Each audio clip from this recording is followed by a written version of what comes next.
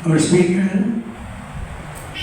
is your head of the West 2. Question doon sa Sirobo.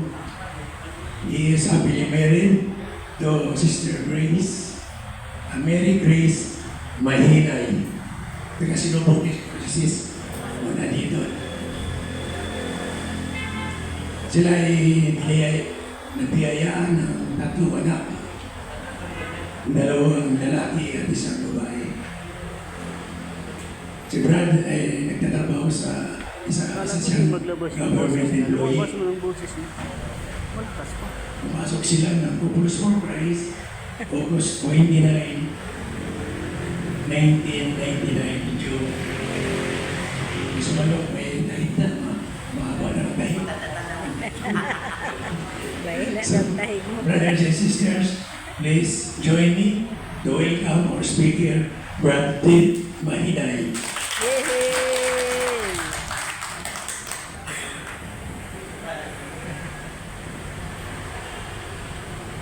Buenas tardes, kanatong todo. Ay hapon sa tanan. Wala kabalog yun ang mga team leader diri o nga mga putot ang speaker kaya tanan yun nila patunagan na. Kaya kabalog yun sila mga putot ang speaker. Pero kung sa balik, kabalo ba Bisaya, Chabacano? Chabacano ka ha? Makaintindi ang mga Bisaya o Chabacano? Bisaya na lang dyan. Kasi ang Chabacano, i-prepare na ba na ako na kumtok? Chabacano ba yan? Sige, Bisaya. Daw dyan. Saksak sinago lang ta. No? Nakakaon na ba mo katong saksak sinago sa una? Oo, sa una. Bata kami, na-remember na ko.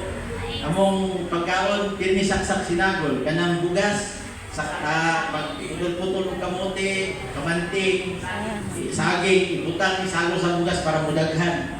Para makakaon lang yun na. Pero, sa kaluwi sa Ginoo, tambok man mi kayo, himsog. Karon nga, puro na ang kanon yun, tapos sudan, lami kayo. Nagkasakit hinoon. Paano ni hinungdan karon? Diabetic na. Ako, grabe ako ang sugar. Nabutan ako, Brad. Mga almost 1 year ako ang pagkahalap sa mata. Di na ako makita. Si sis, maglakaw mi, iyan akong agak-agapon kay mabuti din mo pinarga, sister.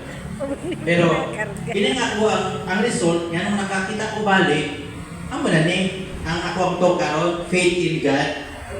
Kung natay faith sa Ginoo, wala imposible tanan. Bisan nun sa imong sakit, at remember ninyo ang mga sa unang na history, bisan ang mga buta nakakita, mga bakul nakalakaw, o ang mga piang, mga bisan patay mabuhi, kay bumikan sa pagtuo. Kasi ingon si Jesus, your faith heal you, no? Ang imong pagtuo mo'y nakaayo nimo.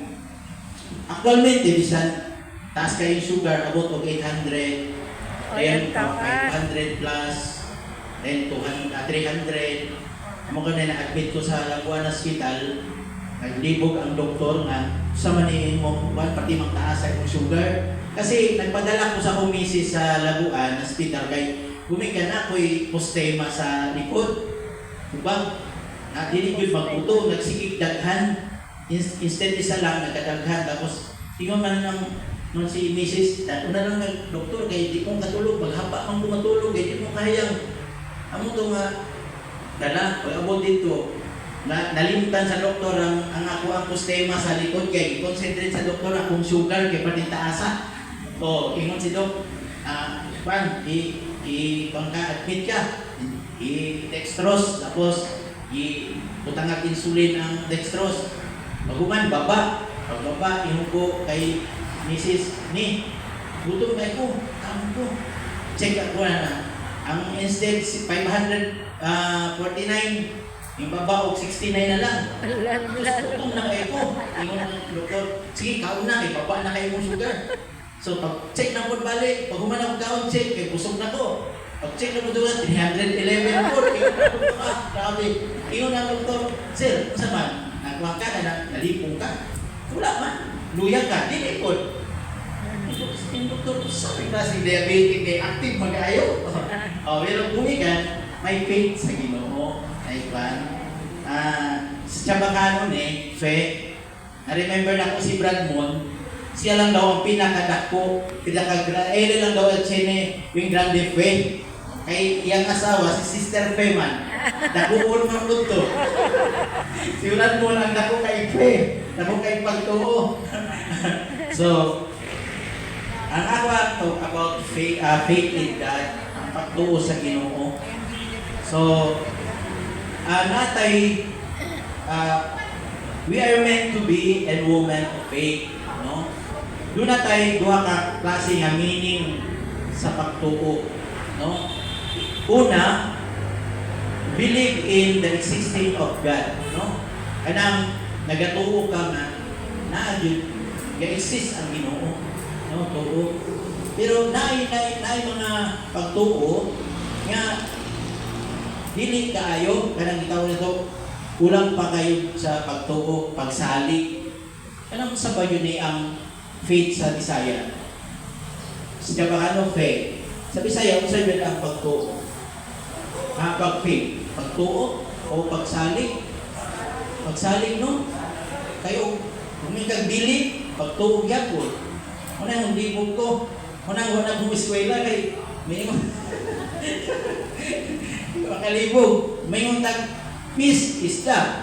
Pwede po peace, kalinaw. Niyang peace, pwede po pumo. Pwede po libog, di na kumuskwila niya, kaya puro lang peace. So, duha ka meaning, no, ang pagtuo sa Ginoo. So, daghan nagtuo, pero nganong kulang man, daghan nagsalig sa Ginoo, pero murag kulang paghihapon, no? Kasi, maskin demons nagatuo man kay sa existence of God, no? Gibutang din sa James chapter 2 verse 19. Do you believe Thank you for what there is one God? Yet